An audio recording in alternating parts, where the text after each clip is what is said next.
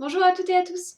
On se retrouve encore au même endroit, dans les mêmes vêtements, avec la même coiffure. C'est le même jour pour la troisième partie du YouTube Pack and Challenge.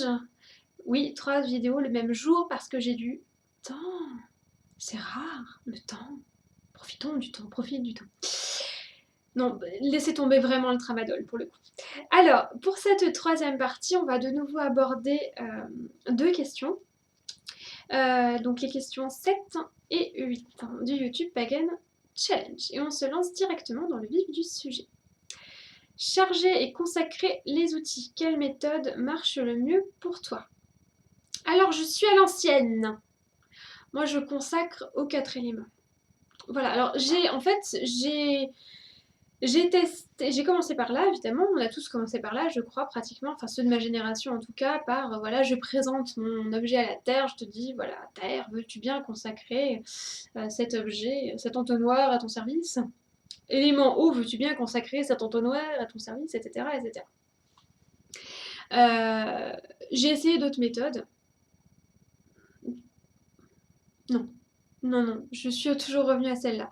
Autant il y a des choses, autant pour la charge, j'ai changé de méthode. J'ai trouvé des choses plus appropriées à moi, plus appropriées à ma manière de faire. Autant pour la consécration, je suis restée dans cette vieille méthode-là. Donc je présente mon objet, mon outil aux 4 éléments et je demande aux 4 éléments d'y mettre un peu de leur magie.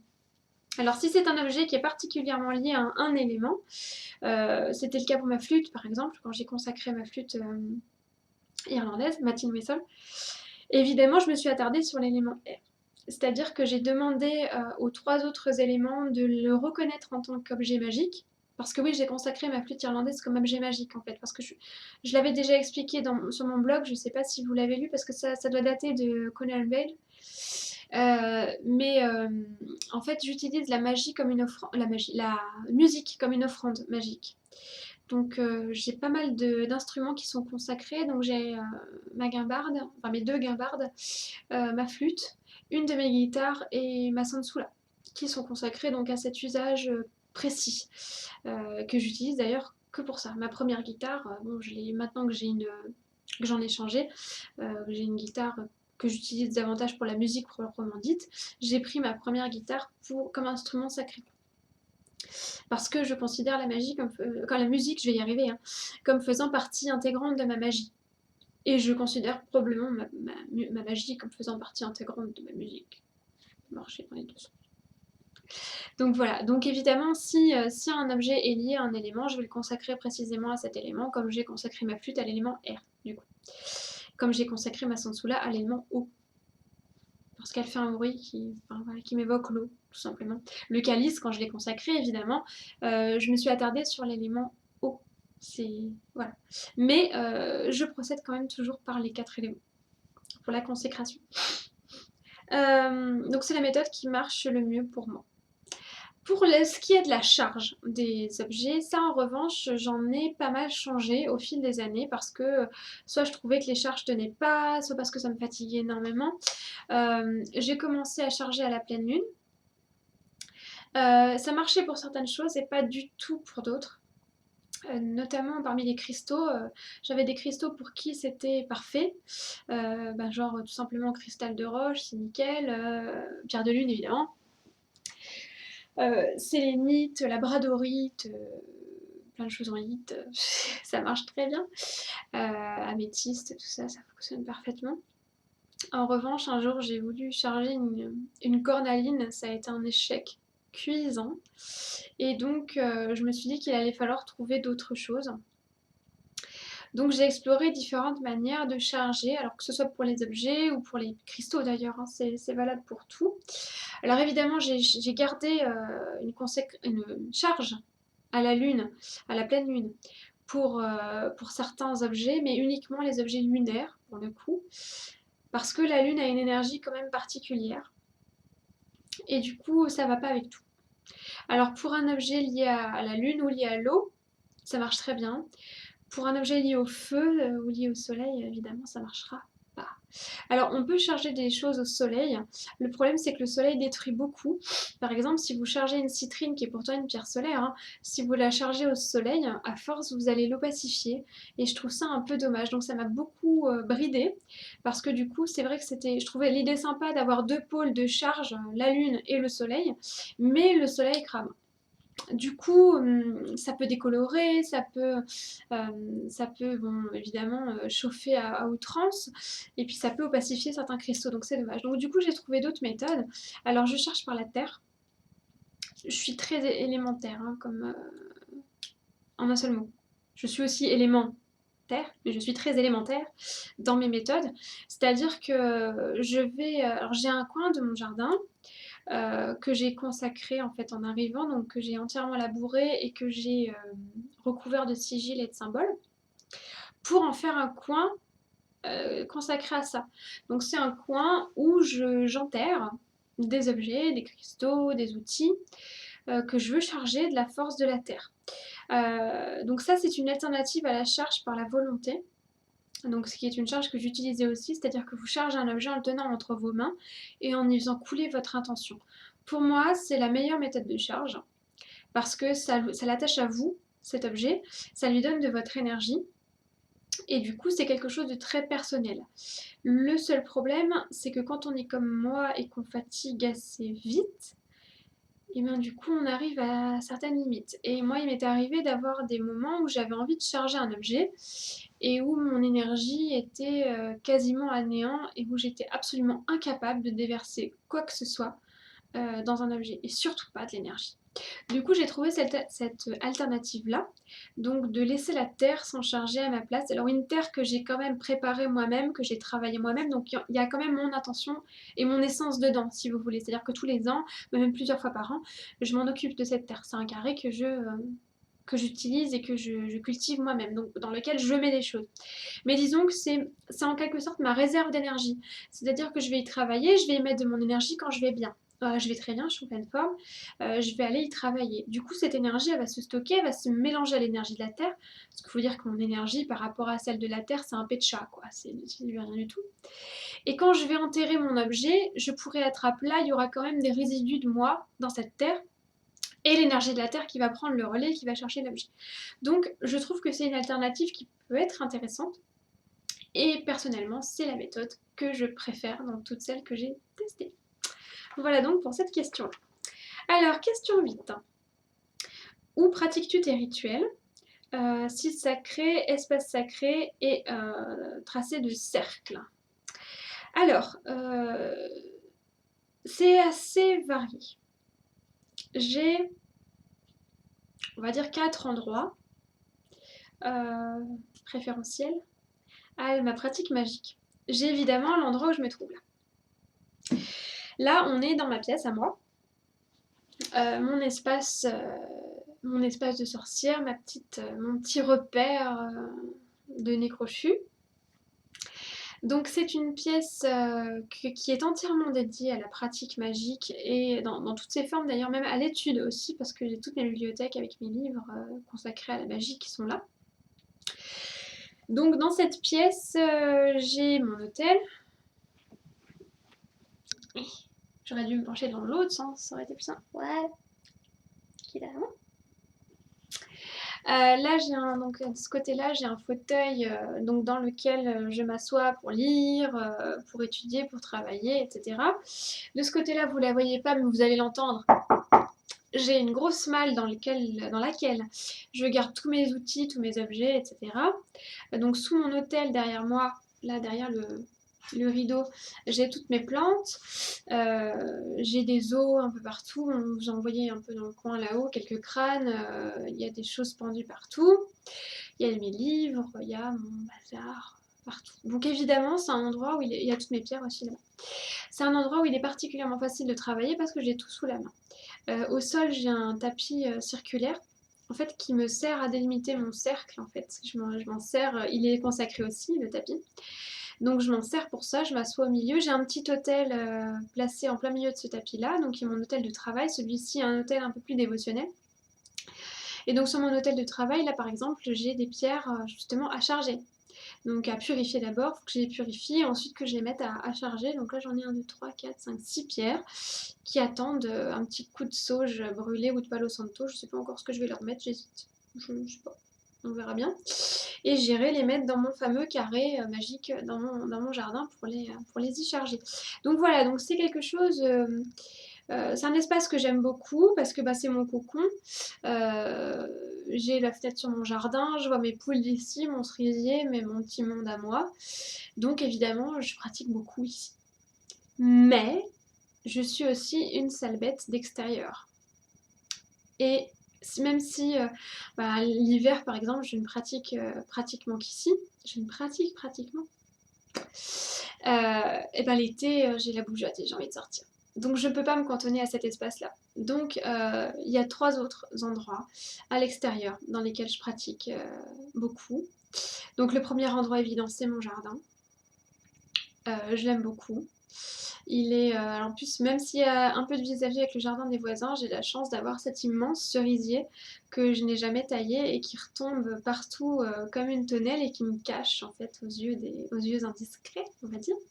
Donc souvent, bah, je pratique là en fait. Je me mets soit sous mon cerisier, soit sous mon noisetier au choix et je pratique dans mon jardin. Donc j'ai mes poules autour de moi, j'ai les oiseaux, j'ai mon petit monde. Et bon, pour le matériel, c'est facile, j'ai juste à le transporter de la maison jusqu'à l'extérieur. Cela dit, mais j'ai aussi envie quelquefois de pratiquer loin de chez moi. Loin de chez moi, pardon. J'ai le qui en plus. Déjà parce que des fois j'ai besoin de me détacher de mon univers quotidien. J'ai besoin d'aller voilà, d'aller prendre un peu plus d'énergie ailleurs. J'ai besoin de me couper du monde aussi parce que mine de rien, même si je suis pas en centre-ville, j'ai quand même, même si j'ai pas de voisins collés à ma maison, il y a quand même des voisins. Et bon, on me voit. Donc il y a des fois, j'ai pas envie d'être vue, même si je suis sous mon cerisier, même si sous mon cerisier je suis assez invisible. Il y a des fois, j'ai envie d'être perdue en nature et de ne pas être vue. Et j'ai envie d'être entourée d'arbres ou d'être entourée de nature sauvage en fait. Vraiment l'idée de sauvage. Parce que le jardin, même si c'est de la nature apprivoisée. Et des fois, pour ma magie, j'ai besoin de nature sauvage. Alors dans ces cas-là, j'ai 2 solutions, 2 endroits dans lesquels je vais. Alors le premier endroit, il n'est pas très loin de chez moi, je peux y aller à pied, ce qui est un gros plus, parce que je suis vraiment en bordure de campagne profonde, donc moi, 3 minutes de marche et ça y est, c'est fini, il n'y a plus personne. Donc je suis sur les hauteurs de ma région. C'est une région plate, mais il y a une colline, c'est là, je suis là. Donc c'est sur les hauteurs. On domine toute la ville près de laquelle j'habite depuis ces hauteurs-là. Il y a un verger de pommiers là-haut, il y a des champs cultivés. Et il y a aussi du rien. Voilà, il y a des chemins de randonnée, il y a des choses comme ça, il y a une ferme pédagogique. Donc c'est assez sympa. Bon, il y a quelquefois un petit peu de passage, hein, donc je choisis les jours où j'y vais en fait. J'évite les samedis et les mercredis en général. J'y vais en semaine ou j'y vais très tôt le matin ou tard le soir, au choix. Et du coup, je profite. Alors, c'est un endroit que j'aime particulièrement parce qu'il est extrêmement riche en plantes notamment, parce qu'il y a eu beaucoup de cultures différentes et que les gens qui cultivent là-bas ne sont pas dans la culture intensive, donc il n'y a pas énormément de pesticides. Du coup, on se retrouve avec des champs de blé dans lesquels il y a encore des coquelicots, des bleuets, de la camomille, enfin les champs sont multicolores et ça, j'adore. Et vraiment, c'est quelque chose d'extrêmement reposant, de très, très calme, parce que justement, la ferme pédagogique qui est là-haut et qui gère certains de ces champs cultive bio. Du coup, voilà, ils font des jachères fleuries, ils font des choses comme ça. Et résultat des courses, portés par le vent et les abeilles, on retrouve énormément d'espèces de plantes là-haut. Donc c'est là où je vais faire mes récoltes en général.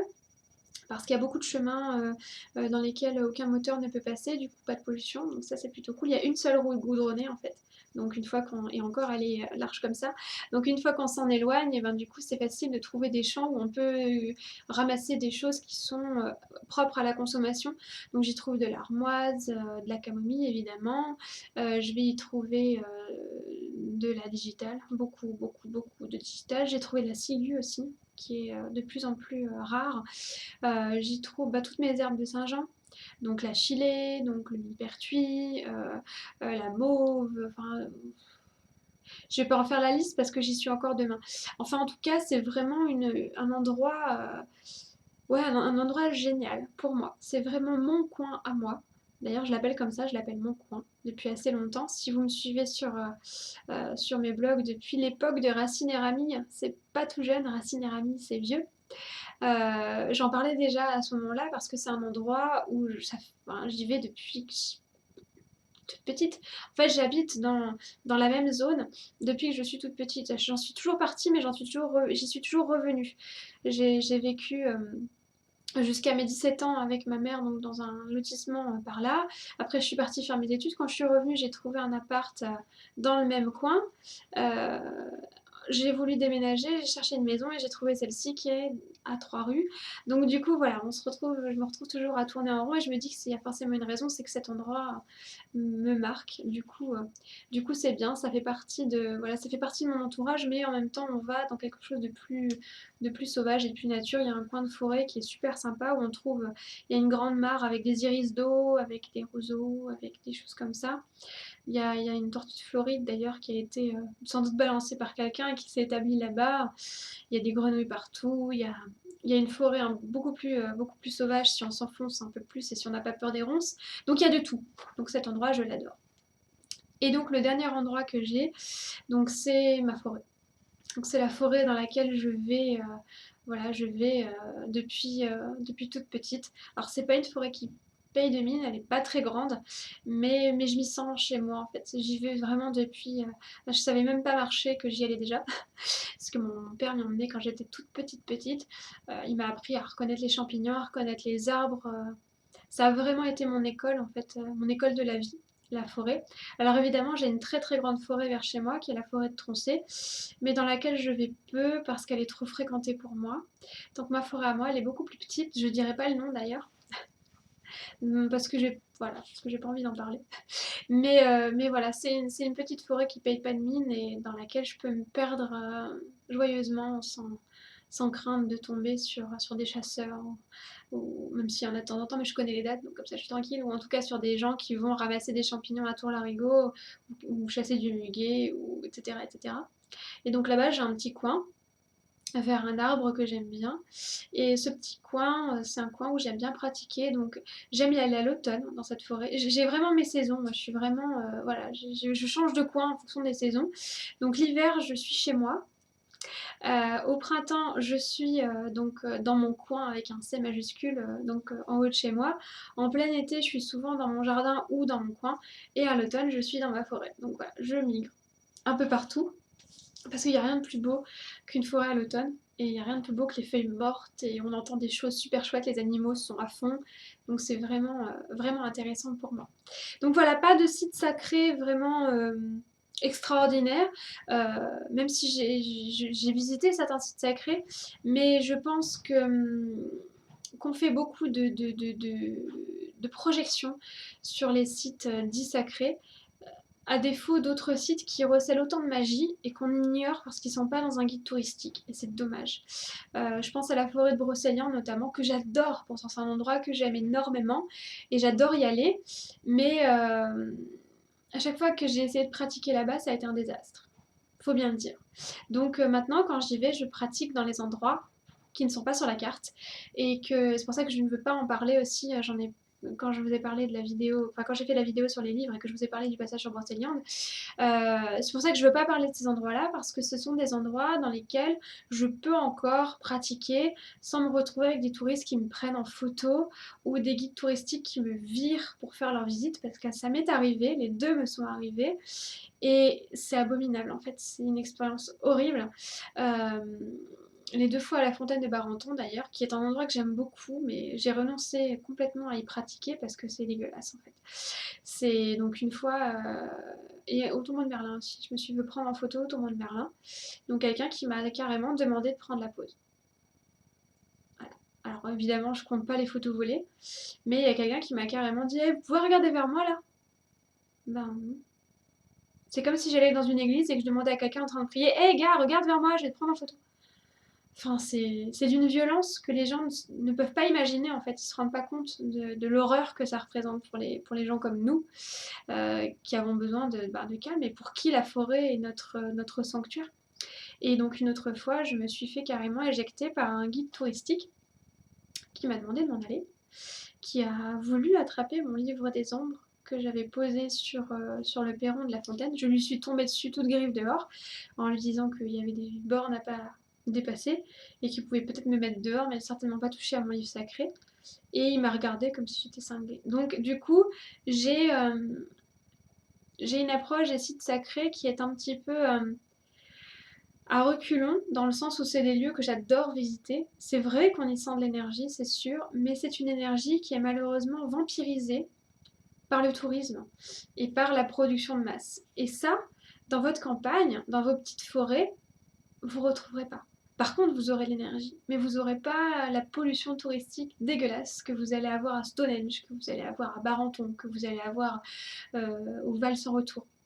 C'est des endroits qui valent le coup d'être vus, c'est sûr, mais pour pratiquer, je crois qu'il n'y a rien de tel qu'un arbre copain quelque part, qui vous a tendu ses branches sans raison, qui n'a pas forcément d'histoire, ou en tout cas une histoire que vous ne connaissez pas, parce qu'il a forcément une histoire, et qui n'est pas dans un bouquin, et où vous n'allez pas être dérangé par des randonneurs ou des chasseurs d'images avides de sensations, quoi. Donc voilà, pour moi en tout cas, les endroits de pratique, c'est des endroits discrets, c'est des endroits reculés où je vais pouvoir être tranquille. Parce que vraiment, j'ai besoin de ça pour ma pratique. Je pense qu'on est beaucoup hein, dans ce cas-là. Je pense qu'on n'est pas, il n'y a pas beaucoup de sorcières qui aiment pratiquer en plein boulevard, ça m'étonnerait. Il y en a peut-être, hein. Et c'est tant mieux parce qu'il en faut. Mais voilà, je pense que voilà, j'ai besoin d'isolement. En fait, j'ai besoin d'être seule et mes endroits de pratique reflètent ça. Voilà, j'ai toujours eu besoin de rassembler. Euh, je ne pouvais pas mettre mon cercle de pratique dans mon salon, c'est pas possible. Il a fallu toujours que ce soit dans une pièce reculée. Alors c'était dans ma chambre quand j'étais plus jeune. Ça a été dans une pièce qui me servait de bureau après parce qu'on y allait peu. Et là j'ai carrément, au bonheur, la chance extraordinaire d'avoir une chambre d'amis en fait. Enfin, qui est petite pour une chambre, mais enfin, en tout cas un petit bureau, une petite chambre d'appoint que j'ai transformée en occultum pour parler avec des grands mots. Enfin un petit sanctuaire privé. Et c'est vraiment, vraiment sympa de travailler là-dedans.